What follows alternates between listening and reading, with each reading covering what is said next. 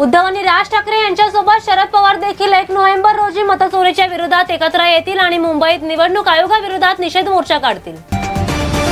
धक्कादायक बातमी समोर येते। रियाद फोरम मध्ये बलुचिस्तानचा स्वतंत्रपणे उल्लेख केल्याबद्दल पाकिस्तानी अभिनेता सलमान खानला दहशतवादी म्हणून घोषित केलंय।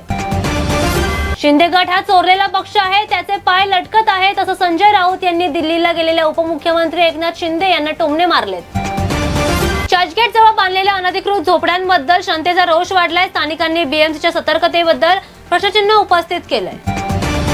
मुंबईतील भाजप नेत्याच्या मिठाई वाटपावरून राजकीय गोंधळ उडालाय। जर आपण एक आहोत तर आपण सुरक्षित आहोत, जर भगवा पक्ष आला तर मुंबई लुटली जाईल असं घोषवाक्य उच्चारलं गेलंय। काँग्रेस खासदार वर्षा गायकवाड यांनी भाजपवर निशाणा साधलाय।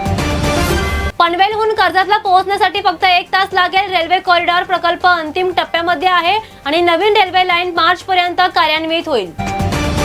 27 आणि 28 तारखेला छठपूजेची तयारी मुंबईत पूर्ण झाली आहे। 67 ठिकाणी पूजा आयोजित करण्यात आली आहे। बीएमसी 403 चेंजिंग रूम आणि शौचालयासह सज्ज आहे।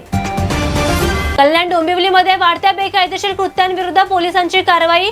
शनिवारी रात्री टाकलेल्या छाप्यात 350 लोकांना अटक करण्यात आली आहे। उघड्यावर मद्यपान, चोरी आणि अंमली पदार्थांचं सेवन करणाऱ्यांना पोलिसांनी धडा शिकवला। बोरिवलीमधून एक घटना समोर येते। पब मध्ये मित्राशी झालेल्या भांडणानंतर त्याच मित्राने एका महिलेवर कार चालवली।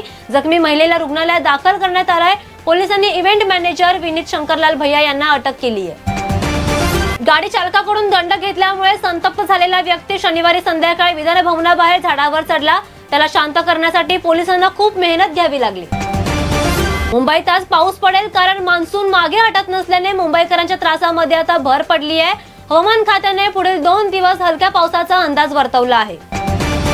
वसई विरारमध्ये छठपूजा मोठ्या थाटामाटात साजरी होणार। महापालिकेने नैसर्गिक तलावांमध्ये छठपूजा साजरी करण्याची परवानगी दिल्यानंतर स्थानिक आमदार स्नेहा दुबे, राजन नाईक आणि महापालिकेचे आभार मानले।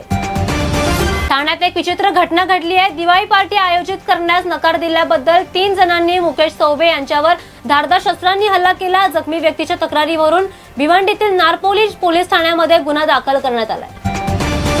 मुंबईत मेट्रो लाईन 11चा प्रस्ताव केंद्र सरकारकडे पाठवण्यात आला आहे। 23,487 कोटी रुपये खर्च करून बांधण्यात येणाऱ्या सायन आणि गेटवे ऑफ इंडियाला जोडणाऱ्या भूमिगत कॉरिडॉरला लवकरच मंजुरी मिळेल।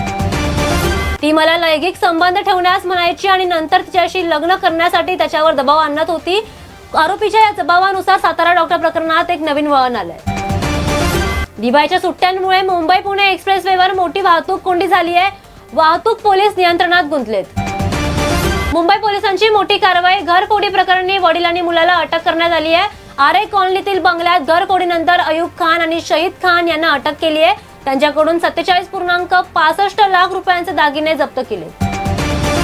मुंबई पोलिसांच्या अंमली पदार्थ विरोधी विभागाने नालासोपारा पूर्वेतील पेलार परिसरातील एका औषध कारखान्यावर छापा टाकला आणि सुमारे 14 कोटी रुपयांचं मेफेड्रोन आणि इतर साहित्य जप्त केले। बहुजन विकास आघाडीच्या कार्यकर्त्यांचा आक्षेपार्ह व्हिडिओ शेअर केल्याबद्दल 2 भाजप कार्यकर्त्यांविरुद्ध गुन्हा दाखल करण्यात आलाय। काँग्रेस खासदार प्रणिती शिंदे यांनी बीडमध्ये पीडितेच्या कुटुंबाची भेट घेतली आणि महिला सुरक्षेवर प्रश्न उपस्थित केलाय। मुख्यमंत्री आणि गृहमंत्री यांच्या राजीनाम्याची मागणी केली।